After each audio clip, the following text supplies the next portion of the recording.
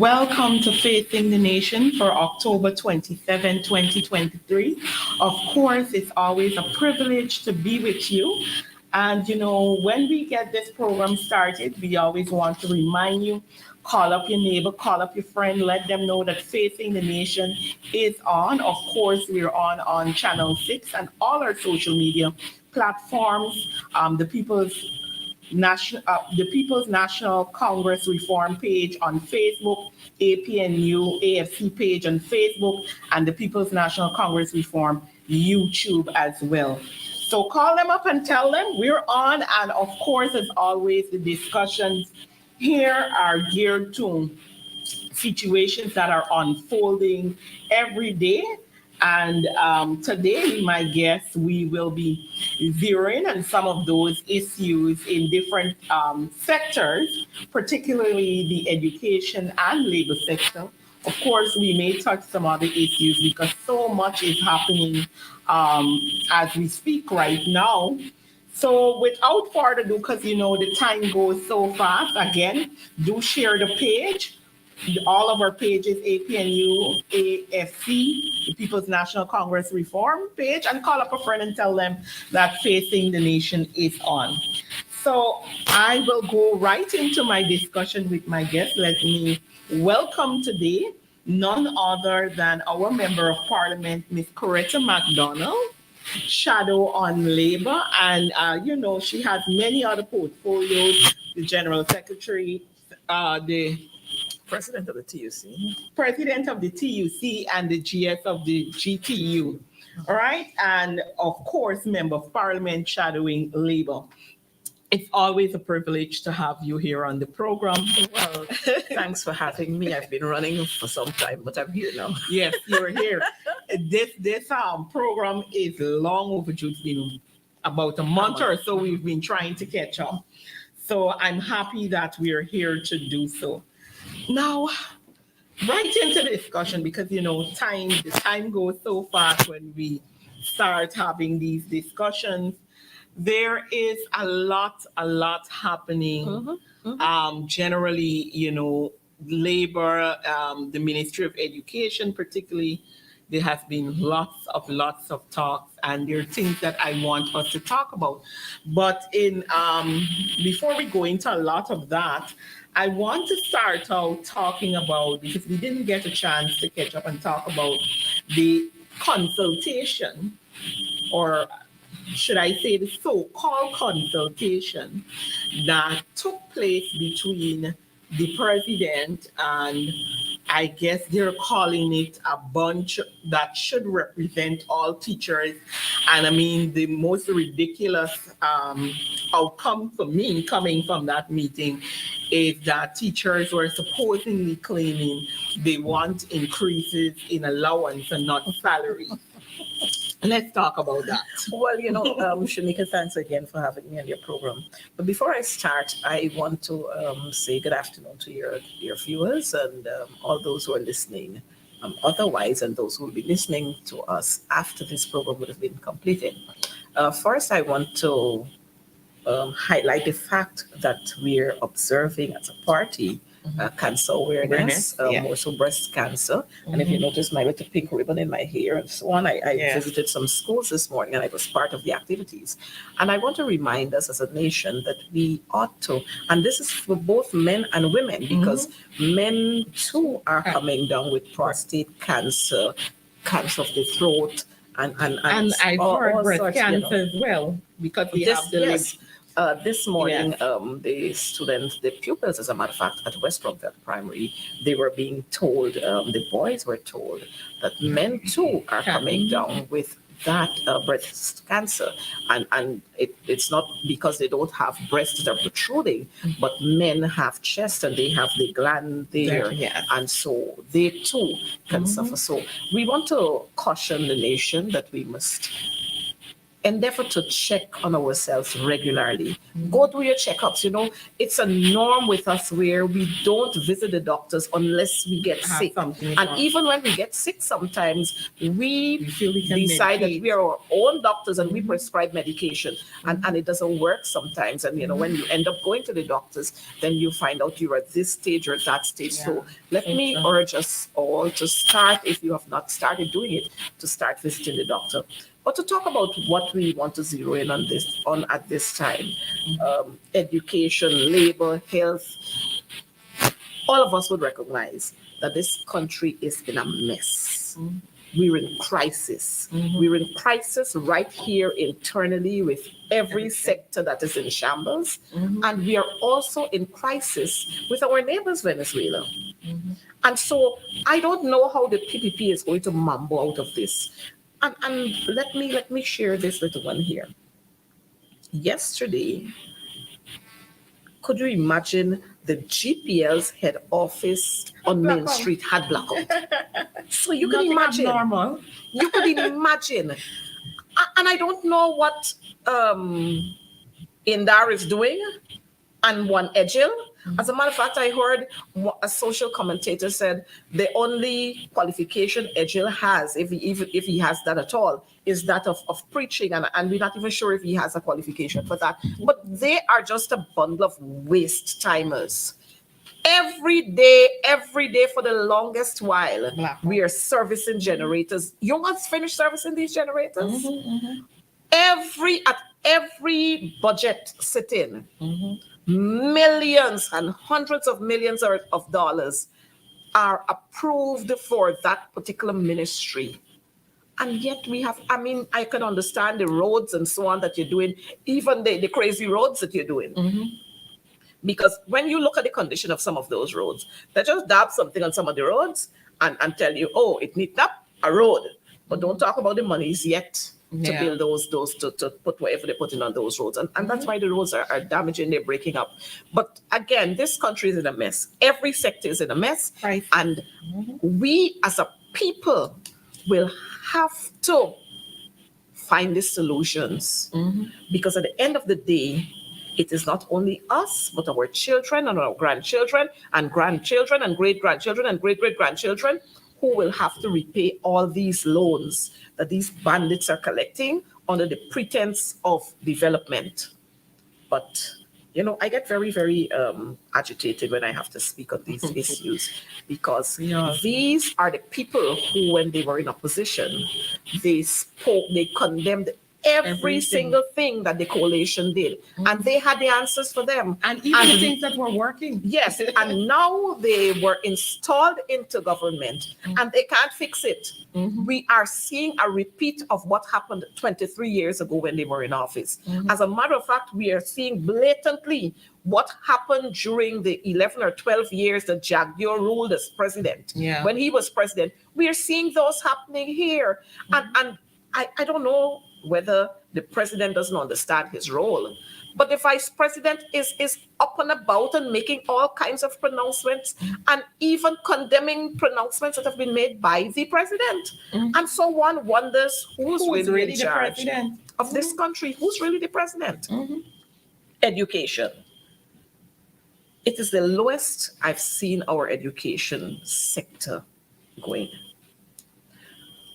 We have a system here where we bringing our people, whether your people qualify or not, you're bringing your people. So we have in the education sector, and I'm going to start with the schools, we already have shortage of teachers in classrooms. But yet we are seeing the departments of education pulling teachers out of schools and seconding them to the Department of Education. Now, if you have a shortage in the Department of Education, there's a program that was started, a cadet program that was started. Put your ad out there and let people apply, and then you guide them through the process, whether the training process is going to be a year or 2 years or whatever it is going to be, you guide them through the process. Stop pulling the teachers out of school to create more confusion in the schools that we already have. This morning, let me go to the agreement that the GTU has with the Ministry of Education. We have an agreement that talks about class sizes. And it stipulates in the nurseries, in the prime nursery and grades 1 and 2 in the primary schools, a certain amount of pupils. And yet you go into these same very nursery schools and you're seeing the numbers way above what was agreed upon. Yeah.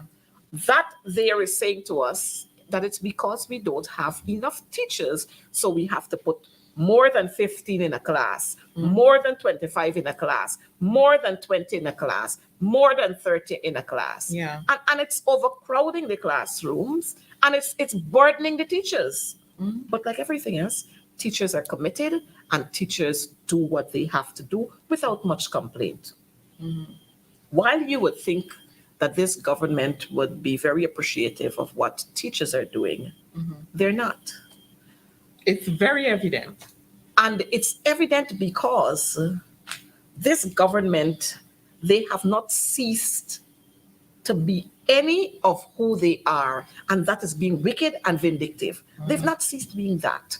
And so they have decided that they're going to punish teachers because they, in their minds, teachers did not vote for them, or the majority of teachers did not vote for them. So they have decided they're going to punish teachers just the same way they're punishing other public servants. And when they're not punishing the teachers and punishing public servants, they're creating confusion in between there. So they're putting teachers against teachers. Hence the reason for the gaffe you saw at State House. It was not a consultation, it was a gaffe. And it was a waste time gaffe, let me say that, because the teachers who were handpicked, let me tell you what happened in region, on the East Coast in Region 4.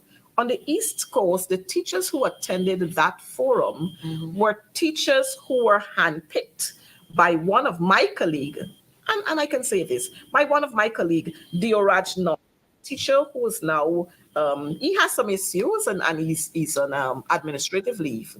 He was the person who handpicked those teachers, not the Redo. Dioraj, as a teacher, handpicked those persons from the Upper East Coast. And I guess the Redo acting probably said, okay. But my question is, there's a Department of Education. Why did you allow a teacher who you're having some issues with to handpick the teachers? There again, it is clear to us that the teachers who were handpicked were teachers who were prepared to go there and sit down and to say, we prefer to have increases in allowances. Mind you, I took offense to that because we had the Minister of Finance, or the minister within the Ministry of Finance, sitting there. We had the Minister of Labor. And that man is a waste of a man, let me say it. Joe Hamilton doesn't understand what he's all about. He doesn't understand what laboring is. So he can't labor for anybody. He sat there with the president and the Minister of Education and allowed teachers to say they prefer to have increase in allowances when they know that increases in your allowances, it doesn't add up when you're going to tabulate gratuity and pension. So it's a waste of time to have increases. And they did not correct the teachers, you know. They allow them to go and they're cheering them on like a pack of fools. But we want to assume that's what they asked them to say. Well, I would want to think so. That. Let me tell you about another region. Region 1. The teachers in Port Kaituma, there was no representation coming from Port Kaituma. The teachers in Mabaruma, no representation coming from Mabaruma. The teachers were handpicked again from Maruka. We had a child mother of Ganga Prasad who served as PS in education. I can't remember, I think he also served as a minister, I'm not sure. But the child mother of Ganga Prasad, I don't know what else you expect her to say. We had the sister of Caroline Rodriguez. I don't know what you expect her to say, other than to go along with what she was told to say. We had there the brother, Anthony Harris. He was the brother of the RO in Region 1 during the 2020 elections, where all the issues when the documents were all soaked and so on and disappeared, the brother of him. And then we had Mr. De Souza's son-in-law, who were all affiliated to the PPP. friends and families. So I don't know what you expect them to say. Other teachers who were identified, some were just called and they were told you have to come to a meeting to find, the president wants to find out how you're managing in the classroom.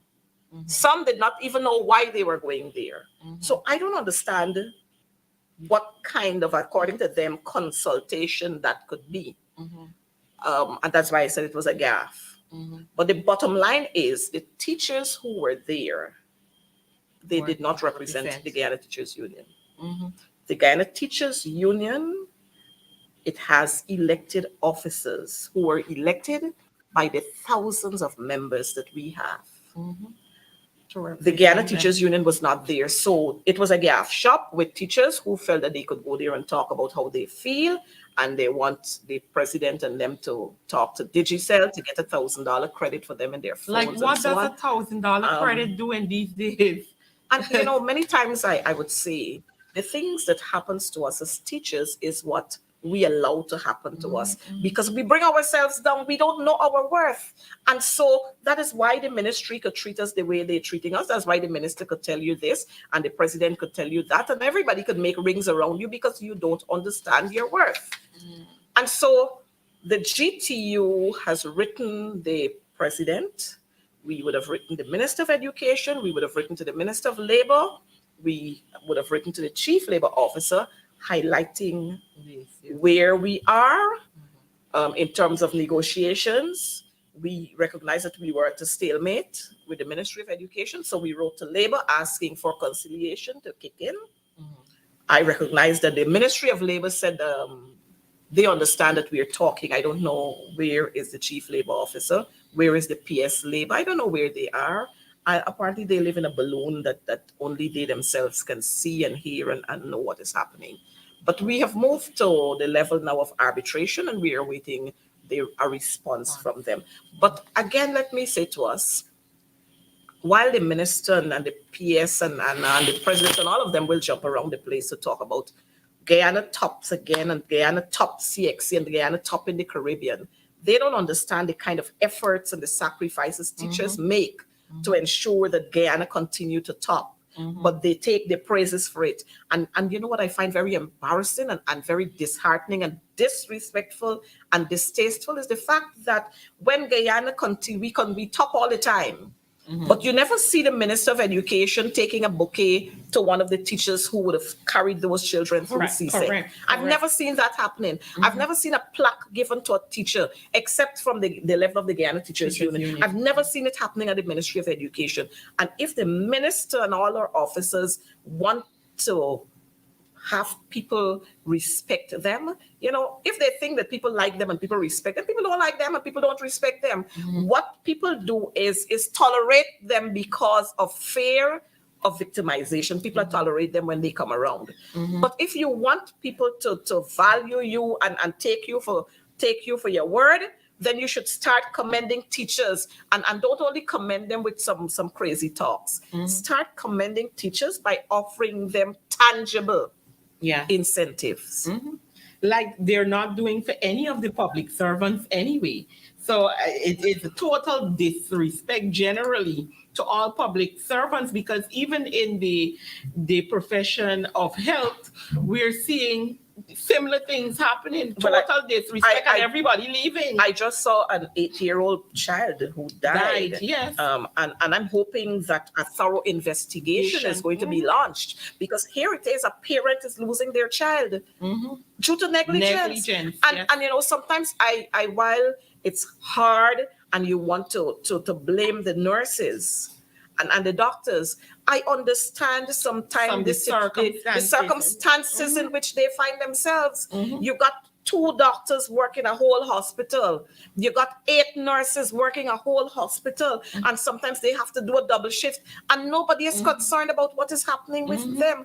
And you see, this government continue to go out there to push this propaganda message that we're doing well. And we're doing well. I just saw today, I think it was, the Minister of Education talking about, for the first time ever, well, she is I would always relate to her as Columbus's sister. She's always the first time, always the first time. I want to say something else, but I'm not going to say it to this program. First time, every time is a first time.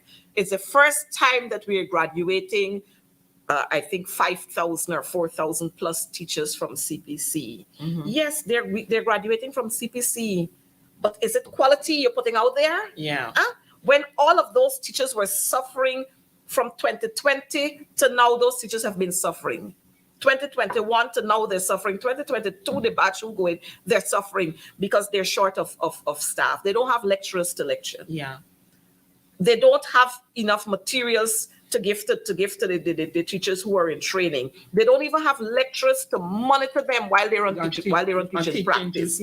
So I don't understand this big gloat about the numbers you're putting out there. And this is what the PP is about. They always like to talk about big numbers, but they don't talk about quality. All they talk about is quantity. And hence the reason for the state of the country right now. Correct. Because it's all about quantity for them and not quality. Definitely. You talk about that. There are schools that, persons are still calling to complain after they had this whole talk, and the president even went into talking about getting chalk and who shouldn't do this, and you give them that. And you still have issues with lack of materials at school.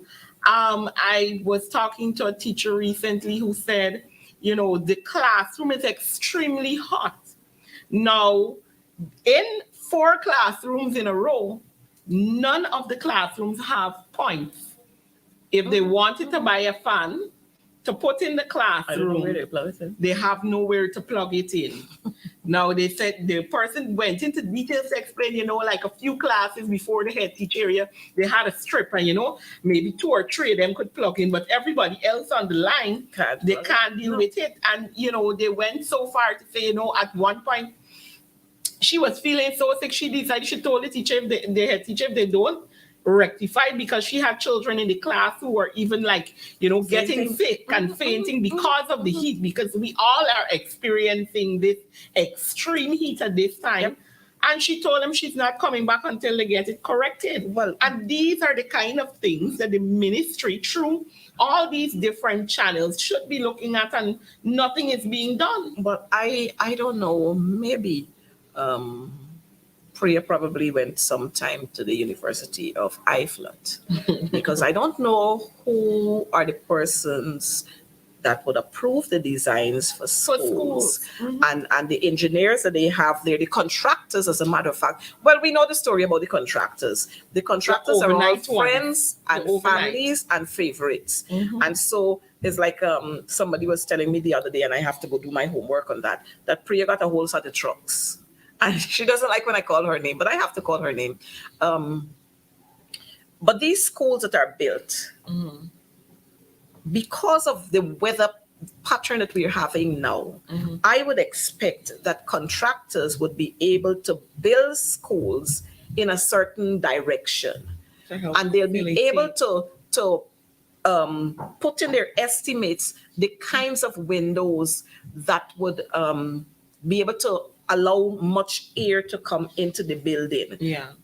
I see them doing schools, and like you said, they don't have points. in the classroom there. Well, what we do, what we've been advocating is that in our schools we should have classrooms, separate classrooms. But because they're not doing that, and they're building schools, some of these schools they're building with large auditoriums, and you don't have the separation. They might have a point at the end, or they have a point at the starting, and that's it. And so it doesn't cater for the children who are in the middle. Hence the reason for children fainting and teachers getting upset and teachers not feeling well, because you can't do anything about the heat. The sun is there. You can't cover the sun with an umbrella. Correct. And these are things that I would expect the Minister of Education and her team to sit and look at, rather than going out there and victimizing a teacher here or a teacher there. Sit and look at these issues so that we can make school a place of comfort so that children would be able to learn. But that's not the whole idea. The whole idea is to, we're commissioning this building, we're commissioning this school, and we're commissioning that school. But when you commission those schools, I had I'd shown recently St. Gabriel's Nursery School, multi-million-dollar school, but yet the school was not ready because you had the floor was full of dust because they do, instead of putting, I'm just using these wildly, loosely, instead of using 4 sacks of cement to a wheelbarrow of sand, they probably use 2 sacks of cement. Wow. So when you did the floor was It's sandy sand. and all the dust blowing up and the children getting sick.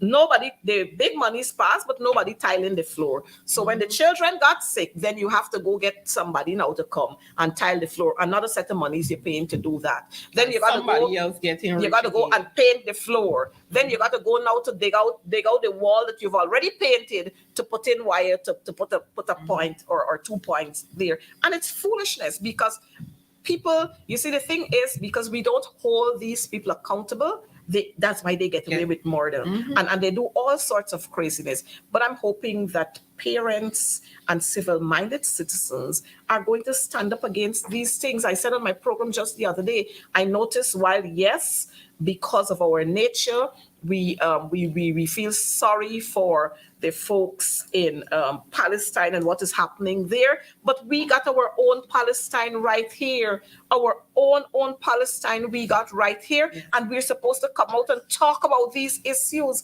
but we're not coming out to talk about our Palestine here, but we want to jump to support Palestine that is way, way, way out of our reach. We want to jump and give talks about and support and call for peace. While it's good, we must talk about our Palestine right here. We must talk about, that thing really disturbed me, I must say, because we have been constantly talking about the issues faced by ordinary Guyanese.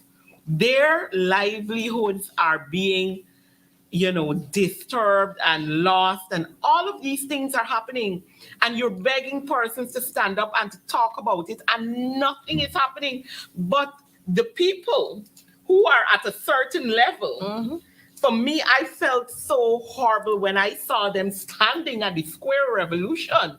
that was the thing for me. Standing at the Square of the Revolution to protest that matter when you have so many persons here. No, you got said you got your own Palestine right here. Punishing. You got your own Palestine and Pharaoh punishing them. And even beyond that, we are dealing with an issue with Venezuela, and these threats are coming forward, and nobody went in front of the Venezuelan embassy to protest that. Nope. Right at home. Nope, nobody. As a matter of fact, we have an ambassador who was appointed, and I am not hearing anything from him. As a matter of fact, I showed just the other day that we were having when we started having all of these issues, we were having lots and lots of not rumors, but persons were sending us information all the time. Look, the Venezuelans are at the borders. The Venezuelan soldiers are parading in the rivers. The Venezuelan soldiers are doing this. The Venezuelan soldiers are doing that. But nobody from the government side was paying them any heed. And they were saying at one point, the government, the opposition, they like to use the opposition. The opposition is creating anxiety. The opposition is doing this. The opposition is doing this. When it was a fact that the Venezuelans were doing all sorts of things. Yeah. Outside of that, we have seen an influx of Venezuelans in this country. Without control. We have we have an advisor on national security. I don't know where he's securing. I don't know if he got any intelligence or he ain't got no intelligence or he ain't got no sense, but we ain't hear nothing from this man, and he's a military man, and this is Jerry Gavaya. Nothing you're hearing from him. I don't know how he advising the president. The president should put him in a corner. We have not heard, except for this morning, I heard a statement, an address, if it was an address to the nation from the president. The vice president always abusing every Thursday. You've never heard him said anything about what's happening. As a matter of fact, I saw a video circulating with the vice president, which said, he was willing to concede and give some corridor to Venezuela. That in itself is saying to you and to the nation that you're selling this place, you're selling this country out, you're selling Essequibo out. And I'm hoping that our indigenous brothers and sisters who live on those border lines, and they're taking note that the PPP selling them out and the PPP giving away their lands to the Venezuela, because if he had any concern for the indigenous people, he would never make that statement. And so these people are not patriotic, and they're not concerned about the citizens of this country. And that statement was done a while back. This is a statement coming from a while back. Yes. And what we are seeing, in my view, is a systematic move even by the government to condone certain things, because you're having this inflow of these Venezuelans where we know what are the issues. They're not being treated as refugees. They are being treated as migrants. Because you're allowing them to settle anywhere they want. You're not putting appropriate tracker. Doors, you're giving them business our everywhere. monies, because you're building buildings, you're giving them food. And then, you know what is ironic about this thing, and very hypocritical about this whole thing, is that we got so many beggars in this country, and I don't see Minister, what's your name? Davy, shed social protection. I don't see her going out there. Vindi, Dr. Vindi. I don't see Dr. Vindi going out there to offer meals to the beggars that we got in the streets. No, but they're building lots of homes for the Venezuelans. But this is what I'm saying. And the Venezuelans are getting land, and they're getting all kind of contracts here and contracts there. Just now we can have a Venezuelan army in this country. But outside of that, and these are all things that are building a ground, because then you have the President Boley, and you remember we talked about this when we met, I think the last time on the program, and we see where it is going, that he said that it is now compulsory for students to learn Spanish. When we have all these other neighbors that we have good relations with, Suriname and Brazil, we're not considering allowing our people to learn their languages. How many Guyanese go over to Suriname so often, and Brazil? Very, very often, because we have good relations. And you're not telling them, okay, learn that language, Portuguese or Dutch, but you want us to learn Spanish, the language of the people who are trying and doing everything to secure your piece of land. That is the language you want. I went to a PTA meeting for my daughter, and I told them, I said,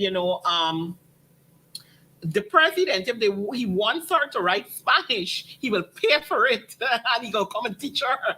Because, you want your children to learn foreign language, etc. It's a good thing, but the way it is happening, to me, is the issue. And then they went further with the police here, and it is really, really, really not a good look. I wanted, just before you go to the other one, I've taken note that we have not, as a people, and I'm saying we here, but I want to say the Guyana Police Force, the Ministry of Home Affairs, I don't know what they're doing, because these people are flooding this country and nobody is screening them. Nobody is finding out whether these people got military training, if they got this, if they got that, nobody is asking these questions. But I took note that when the Haitians came here, they were held overnight,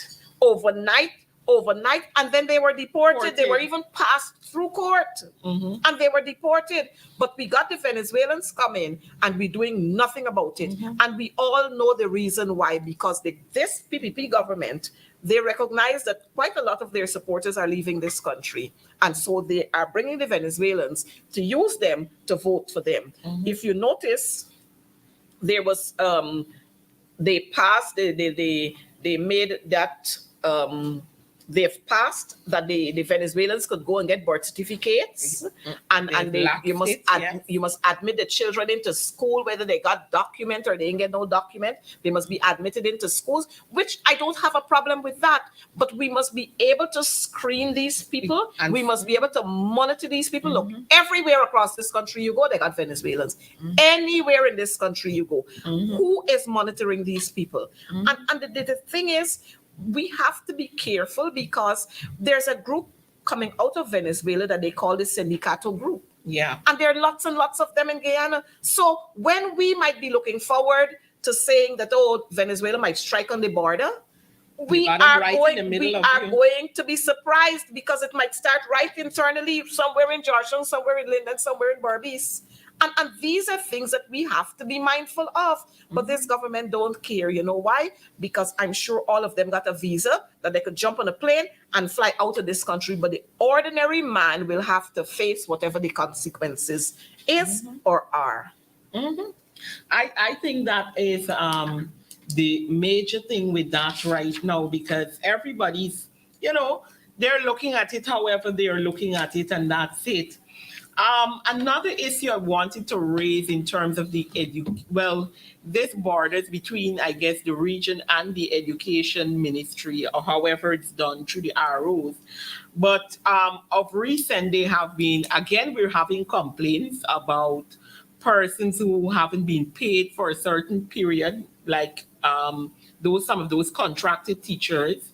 Then we're now hearing this week, I literally received 2 calls from persons who are considered sweeper cleaners. And I was actually looking for the post that the minister made when that complaint was actually made on, I think it is Melly Mel's page, where one of the persons actually, and she posted it. And she talked, at that time, the person was talking about the increases that were given, but they did not receive them. And the minister went, as she usually does, she loves to go to her page and make things personal. And she stated that she made a call to the ROs the night before last night, according to the post. And, it will be corrected and they will get all their monies and the retroactive, etc. And then the pay period comes, and none of these persons have been paid, particularly in Region 4, and I'm hearing Region 3 as well. Well, this is simple. In the regions where the PPP feels that persons did not vote for them, they have decided that they're going to discriminate against those persons. In Region 3, there might be a few persons who have not been paid, and those persons, if you check it, those persons are APNU, AFC, or the coalition agents who have not been paid. The same thing is happening with the, if I can go back to the regularization of where the president said he's going to regularize teachers' salaries and all kinds of things. We're getting lots of complaints all over this country from our teachers who are saying to us that in some regions, a certain grouping of teachers are paid and another grouping are not paid. A certain grouping would have had their salaries regularized and another grouping, a part of their salaries regularized. And this is what the PPP are about. Every day, they strive to create confusion among the ranks so that they can divide and rule. But I just want to tap in a little on this Venezuela issue, because this thing is a serious issue. And I want to commend the leader of the opposition and the opposition supporters and other citizens of this country, because the leader of the opposition has decided that this matter with Venezuela is not a political matter. It's a national matter. It's a matter of national interest. And sometimes I have to laugh, because our friend Ali, or Irfan, whatever is his name, our friend was saying he was not going to reach out to the opposition leader because the opposition leader needs to confess his sins, and he didn't shake his hand. So I'm wondering if when the opposition leader met with him on Tuesday, if they had shake hand pass, I mean, this guy is so silly. You talking about a shake hand and a shake hand. And Irfan is so dishonest, because there was one issue where the opposition leader did not shake his hand. And I thought that the opposition leader was right when he did not shake his hand, because that was the day when they were that was Emancipation Day. And you can't be oppressing me and my people and you want to come and shake my hand. How you hear it is at all? Madness. But I was present at another occasion when the Guyana Conference of Seventh-day Adventists had the opening ceremony of their what you call it again? I forget the thing. It's so bad. Convention. They were having their conference session. And at that forum, Mr. Ali came across and he shook the leader of the opposition's hand. He shook my hand and every other member who was sitting there in the front seat with the leader of the opposition.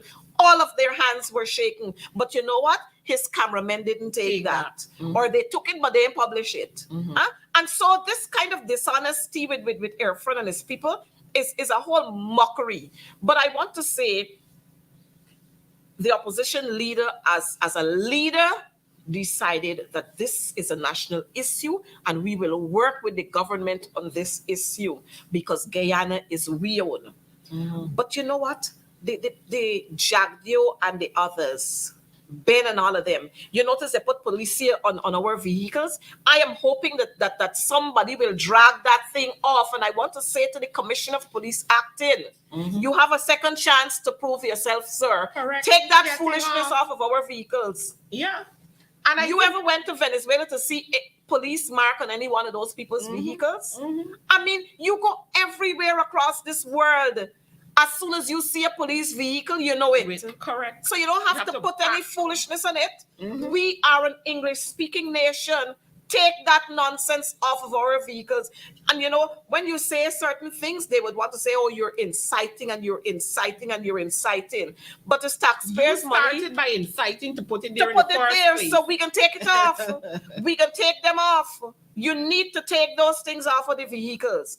Outside of that, I want to say, the president, Mr. Irfan Ali, should put Barra Jagdio in a corner and let him have nothing more to say on this Venezuela issue. Correct. Because the fact that Barra Jagdio, who is there and said back then that he could concede and give a corridor, it means that he has no interest in Guyana. In addition to that, Barra Jagdio, who is the man of business when it comes to the Natural Resources Ministry, allowed 211 million US. 240. Well, he bring it down to three, says 211 million gone. 211 million US dollars to go down the drain. And then they push poor Gosai in front to say, is Gosai do it? And watch what we got. And watch what we got happening. Teachers, regular public servants, for less than that, they're getting dismissed. For less than that, they're getting suspended without pay. And here is it. 15 days. Well, the question I want to ask is, I want to see if he's on contract, what is the contractual arrangement they have there with regards to his salaries?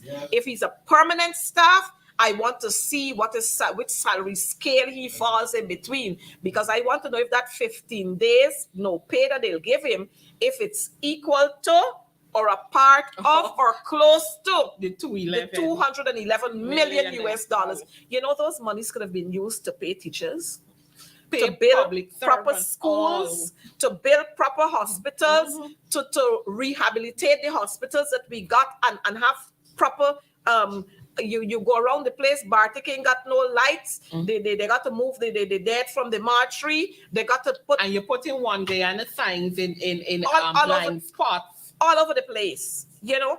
And I'm instead saying, of addressing the issue, these people are not serious about governance. These people are only serious about filling their pockets.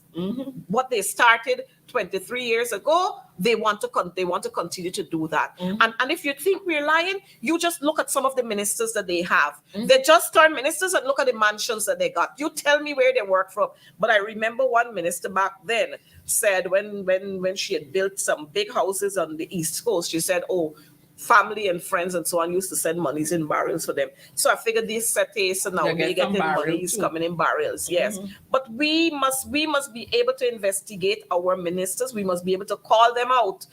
Just the other day, I saw Amina running away from a couple of the things, but as they come, I'm talking about it. Just the other day, I'm seeing again brown water coming through your taps. I met some GWI staff in Sophia just the other day, and they're saying to me, the toilets, they don't have toilet paper in the toilets.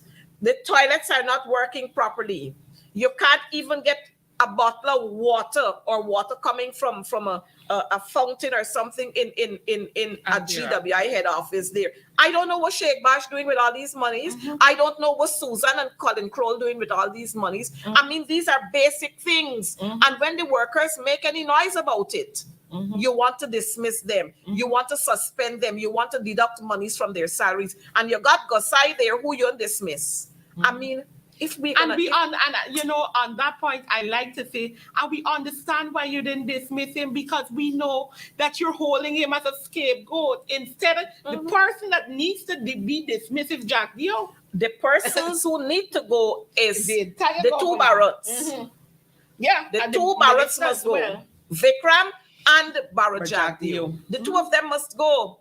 There's no need to ask any questions. Correct. $211 million Million US dollars you allowed to go down the drain. And it's just not even a tap on the risk. Not even that. And you got these two men still monkeying themselves around. Something is definitely wrong. Annette Ferguson was a big scandal they had with Annette Ferguson because she got a gold brooch from her ministry. David Patterson, because he got a gold ban. He's before the courts. And they claim some bed sheets and something. If you add that, it didn't come up yet to 1,000 US or 2,000 US or 5,000 US. But here is it, you got a man with 211 million US.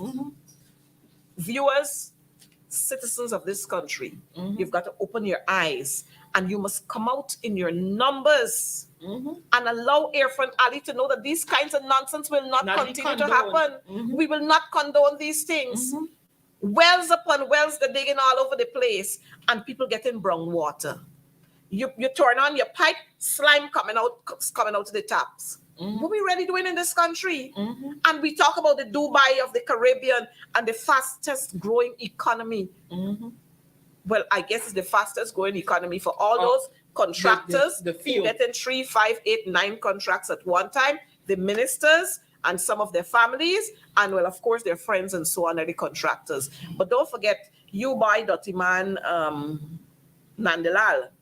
He just get big contract. I see that does get big contract there where his son's name is featured, but his address was used. So it's all about all of these corrupt people in a little coup by themselves who collecting all the wealth of Guyana.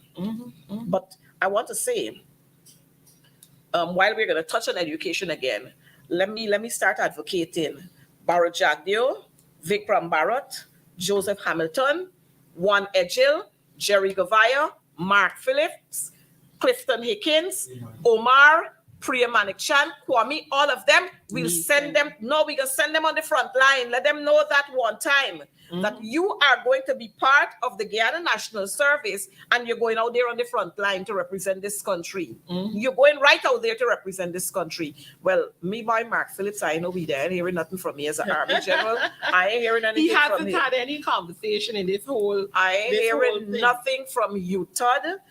Partly they tell you don't speak. As a Minister of Foreign Affairs, you're not hearing anything. I was listening to a speech from LFS Burnham. You see, we always got to call the name of this man. He was a champion. He was a leader with vision, and he had love for this country.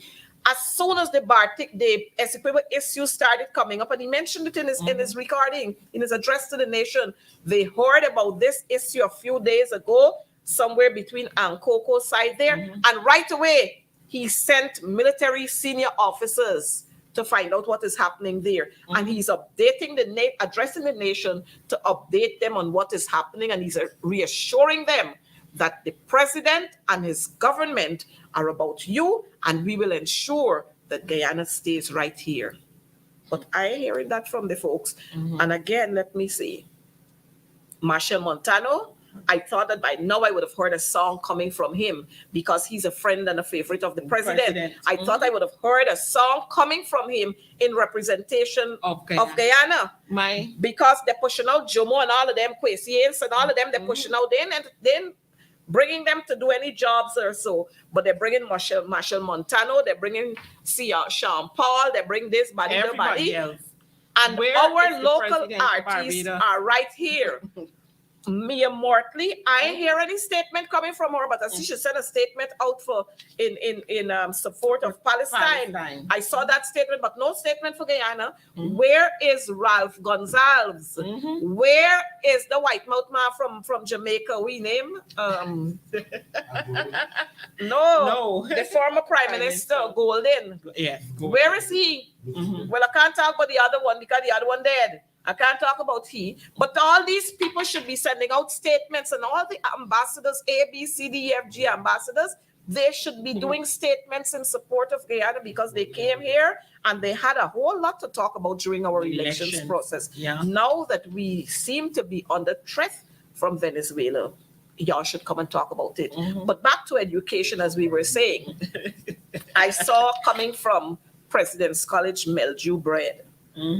Well, you know, President's College is it's like an abscess. It's like a eyesore. It's like I don't know what for the PPP.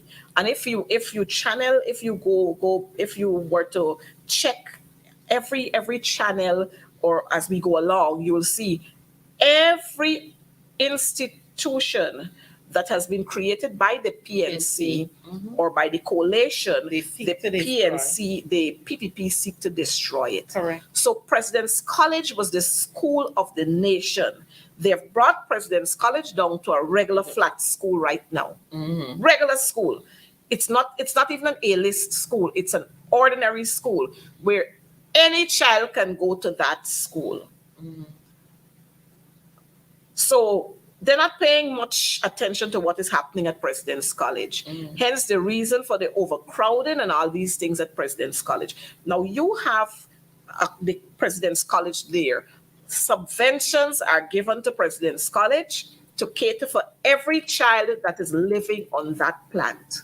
And so I don't understand who are the persons that are manning the kitchen. I mean, I am sending my child in your care. If my child drinking sugar water at home, when my child go to President's College, I don't want my child to drink sugar water. Correct. Let my child stay at home and drink sugar water. And to know that people's children are at President's College, and at 9 o'clock they can't get breakfast yet, and then when they see things turn up, it's mildew bread they're getting. The Minister of Education should go home. She should go. Correct. The Minister of Education should go home. This should never be allowed to happen in our country. Even more when we have oil now. And I'm proud to say that under the coalition, we never had that. Never had that. Under the coalition, we never had students and pupils being given Kool-Aid in a cool-down bag to drink. Never had that. Happened. And so I want folks to understand. You pass and look at the cultural center and see the condition of the cultural center.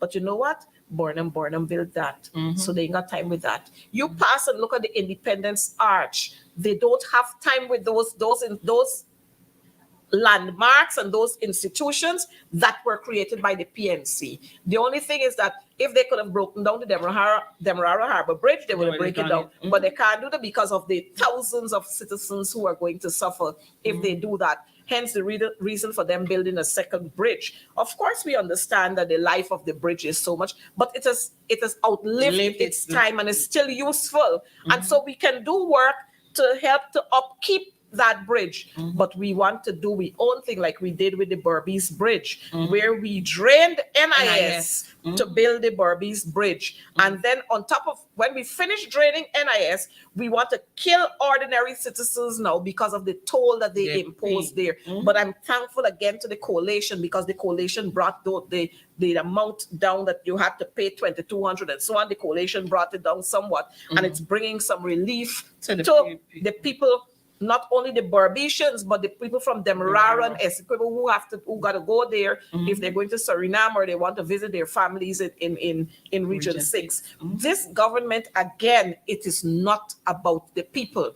This government is anti-working class. It is anti-ordinary people. And citizens must understand that. You know, sometimes I sometimes get worked up, but I would allow it to slide sometimes. When I see we have clowns who come on our programs to be educated and they make foolish statements. You must go and tell Barrett Jagdeo, ask him what happened to the 211 million US dollars. Those are the things you got to ask him. Ask Barrett Jagdeo where he got money from to build a house in Prado 1, and then he got a bigger one in Prado 2, and he got all kinds of business all over the place till he renting place to sue and he can't find sue. You almost go and ask Barrett Jagdeo those things. Ask Irfan Ali, why is this government discriminating against people? Why up to now some people still got pink slips? Those are the questions you almost ask rather than coming on these forums and making your stupid remarks. Go ask Jagdeo.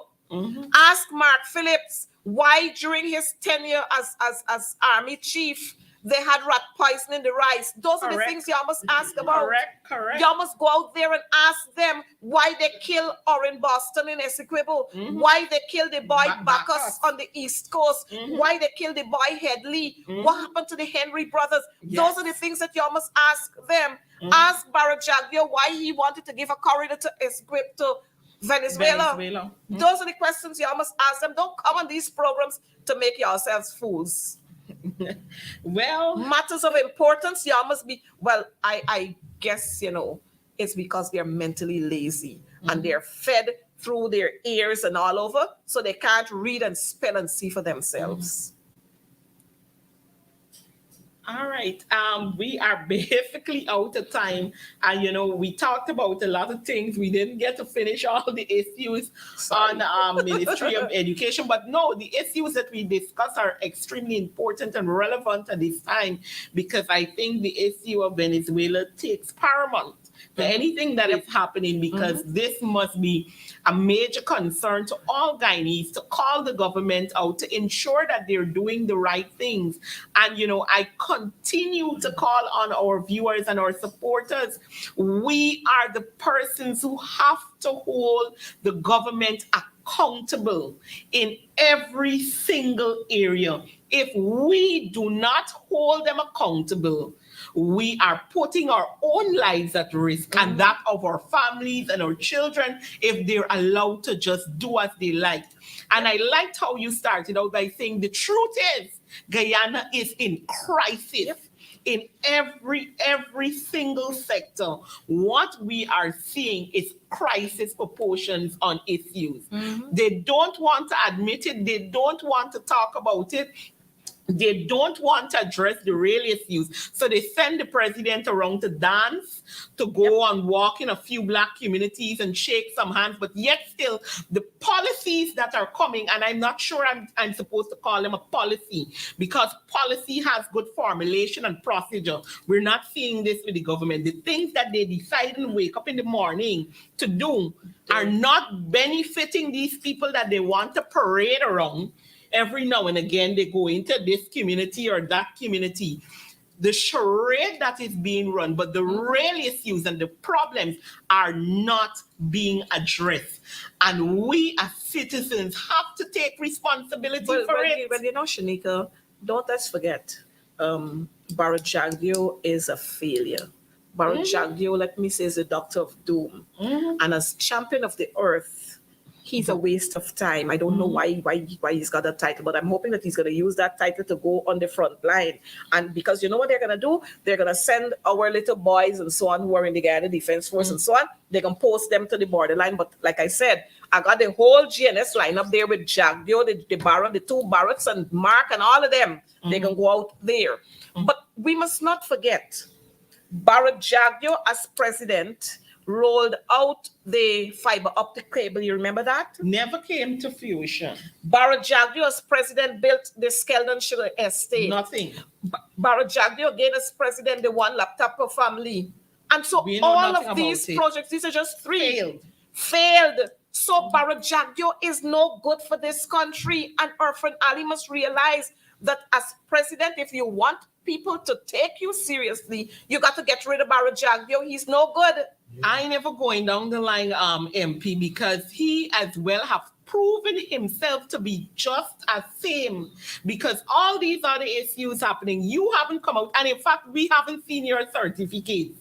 I don't even want to know. Well, you see, I don't want to go to the certificates because people can perform without certificates. There are lots of people who can perform without certificates. And the 19 fraud charges. But the thing is, we have to continue to remind our people that the PPP has failed at almost everything. Somebody always got to come to smoothen what the PPP have done. I see Priya Manikchan went and she commissioned, she's a commissioning lady. I don't know why they don't name her commissioner. Commissioned the dorms at Lenora. I want persons to know, our viewers to know, that the dorms at Lenora, they are projects of the that were already laid out there by the coalition. The monies and everything were approved. By the so it's just that we didn't have the time because they robbed us to go and commission that building. But I'm hoping that when that building would have been commissioned, that we don't have another Madia happening there. That you have smoke detectors, that you have water sprinklers, that the poor Guyana Fire Service, that Ropes and Ben ensure that they have working fire engines, that the hose are proper, that the firemen got the proper gear so that they can go out there and do what they have to do. Because every time we blame them, we don't blame Ropes and Ben. The other thing I learned today, a couple of days ago, I know we're running out of time. We're out of time. The barricades that I see the police force putting up all over the place, you know, these people own them, they're renting it. What are we as a nation doing about this? And millions and hundreds of millions of dollars are approved in budgets, in supplementary budgets, and all kind of budgets. These people coming back. Ropes and Ben, you must account for these monies. You must tell us what you're doing with these monies. All these barriers you see them having there, they are being rented. And again, friends, favorites, and families getting the contracts. They're the ones who bring in those barriers. Why can't the Guyana Police Force buy barriers that they would need? Requisition and buy the barriers. I mean, these things are disgusting. Yes. They are disgusting. And the police force getting a whole lot of monies. I hope y'all gearing up the Guyana Defense Force. And you're going to pull in sheriff security, and you're going to pull in the Red Beret army or squad that are here, Jagdio, the foreman. You're going to pull all of them in as backup. I hope you can pull all of them in. I mean, when you say these things, they're saying you're politicizing these things, but we have to talk about them because hundreds and billions of dollars are approved in budgets, and we see nothing. On the sports, millions of dollars, billions of dollars on the sports, and yet the children, we saw the children in somewhere in Region 1, can't remember it's where, but they have to use the river and put rope to make that the place for swimming so that they can qualify for the Nationals Athletics Championship. The children in Linden, they ain't got no sporting facility, no ground that they can carry on their athletic sports. So, but and right in Georgetown, I went to the zones. And you had at the zones, you having relay, and the children are passing plastic bottles. They don't have batons. Again, who education, sports. All these monies, I figure Charles Ramson taking them and he probably going and buying massive vehicles because I know all of them they're doing car business, they get truck business, they get all kinds of business. Of trucks. They get building where they're renting to Teleperformance, all kinds of things happening. But these are the issues that I'm hoping that as citizens, we will ask the ministers of government, just the same way you were rushing the ministers of the coalition down to account for this and tell us about this. And I mean, look, Annette, my colleague Annette got a house lot there. It's in quarter of the size that Barra Jagdio got. And is everybody make a big noise about it? You know, so it seems as if only one set of people must acquire land and buildings and own properties and bus services and all kind of thing. And the other set must not have. But let me close by saying, education again is in crisis. I have seen buses that were named the David Granger buses. Those buses were there because David Granger's president on his birthday, he decided that he was going to do for the children of Guyana. So he did. He had the 5Bs project. And I have seen donated. those things that those tokens were given to him as birthday presents. They weren't taxpayers' money that were used to buy them. But I've seen this wicked government take those buses and they're using it to do all kinds of party business. That's one. Two, they got some that they just sabotage by, rather than throwing diesel into the engine, they throw gasoline. If it's a diesel engine, they throw gasoline. If it's a gasoline engine, they throw diesel. And they got those buses. If you go to the quarantine, now you're going to see one big one parked on Adventure there. Not too far from the police station. If you go to Rose Hall, you're going to see one. And these buses were there to transport children. Free of cost and to get them safely to and from schools. But these buses are now parked up in corner, grass growing on them, and all kinds of things happening to them. And Irfan Ali and his people are saying that they care about the people of this country. Which set of people they care about? The 3 Fs. The friends, the families, and the favorites. Citizens, take note. This is our country. Guyana belongs to all of us. And I'm hoping that we'll be able to parade that on our vehicles, our Facebook pages, to send a strong message that Guyana is ours. Essequibo belongs to us. Essequibo is we own. And we ain't giving up not even a blade of grass. Well, I want to say thank you so much for being on the program today. You know, we had a lot of things, and as usual, we don't ever get to finish all the things we want to talk about. But of course, the program is always open to you so that we can continue these conversations. Before I go, of course, I made my statement. We as Guyanese, we must take part. We must speak out. We must hold the government and our institutions accountable for the things that we're seeing that are happening and that are wrong. And there are many ways as Guyanese that we can do so. So I want to urge you to ensure that you're part of the process to hold the government accountable and not just look at your politicians, but you as well have a responsibility.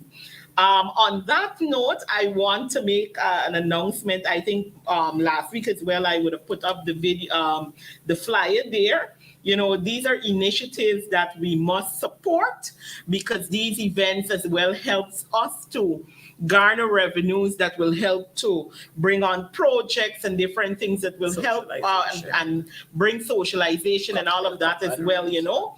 And so tomorrow, right at Congress Place, there will be what we'll be calling an oldies dance starting from 8 o'clock on the 28th of October, which is tomorrow.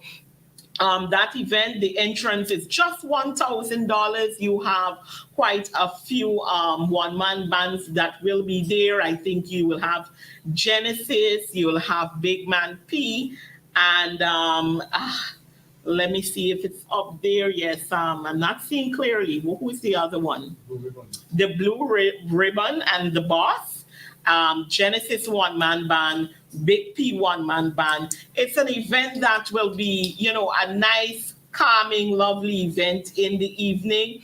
Come out, support the initiative. These initiatives helps us to help the citizens and to keep the information out there as we hold the government accountable and, of course, seek to put them out of power come next election. So tell a friend, tell a neighbor, come out, let's relax a little. You know, there's a lot happening, and of course, sometimes you need to just, you know, unwind and relax. So tomorrow night, the place to be is Congress Place from 8 o'clock. There'll be parking as well in the compound. Come out and, you know, have some fun. Bring a few friends and let's enjoy it, you know. So once again, viewers, I want to thank you for joining the program today. Tomorrow, next week, I want to see you same place, same time, 12:30 to 1:30, Facing the Nation. Continue to remind your friends that we are, on these platforms, follow our press conferences, follow Advancing the Cause on Wednesday nights. I think it's on Saturdays. You have the Elson Lowe's show, Sunday.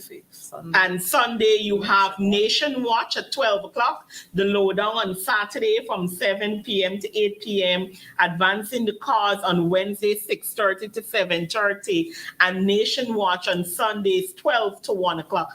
Follow us and, keep abreast with what is happening. I want to thank you once again for viewing today. Do have a wonderful, wonderful weekend, and I hope to see you tomorrow.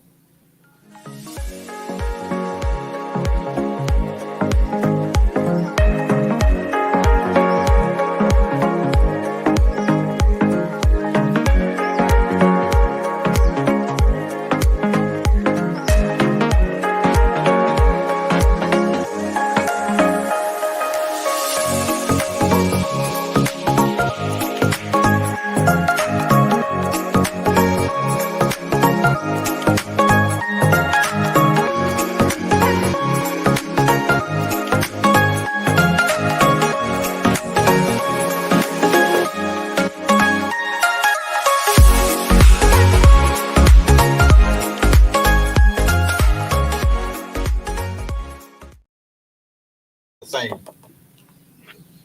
Demarcated. I got to go upstairs to this meeting. Doesn't mean reading come for. I can't even look